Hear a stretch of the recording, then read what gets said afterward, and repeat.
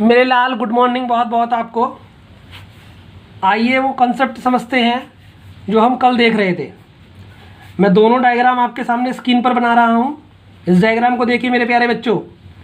पहले वाले केस में फोर्स को हॉरिजॉन्टल लगाया गया और दूसरे वाले केस में फोर्स को इंक्लाइन लगाया गया।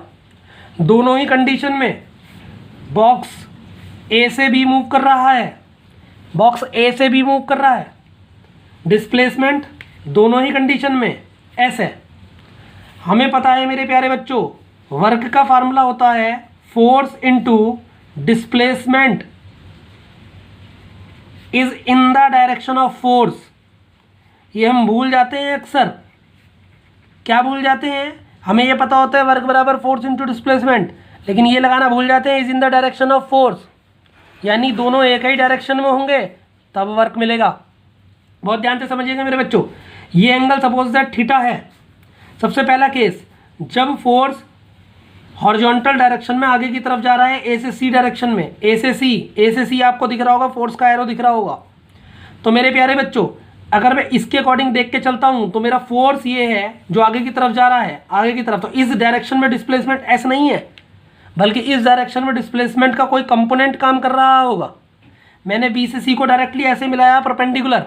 तो अगर मैं ये ट्राइंगल की बात करता हूँ ए बी सी, तो इस ट्राइंगल में अगर मैं कॉस थीटा लूँ तो कॉस थीटा बराबर होगा base upon hypo, base upon hypo. Base कितना है मेरे लाल? ए सी, और हाइपोटेनस कितना है? A B. तो अगर मुझे ए सी निकालना पड़ जाए तो ए सी बराबर होगा ए बी कॉस थीटा। और आप लोगों को पता होगा मेरे लाल, डायग्राम में देख के दिख रहा होगा ए बी कितना है? एस। तो ये हो गया ए सी बराबर एस कॉस थीटा, ए सी बराबर एस कॉस थीटा। अब फॉर्मूला लगाइए इसमें, वर्क बराबर फोर्स इनटू फोर्स की डायरेक्शन में डिस्प्लेसमेंट। फोर्स इस डायरेक्शन में एफ है, बिल्कुल ठीक बात।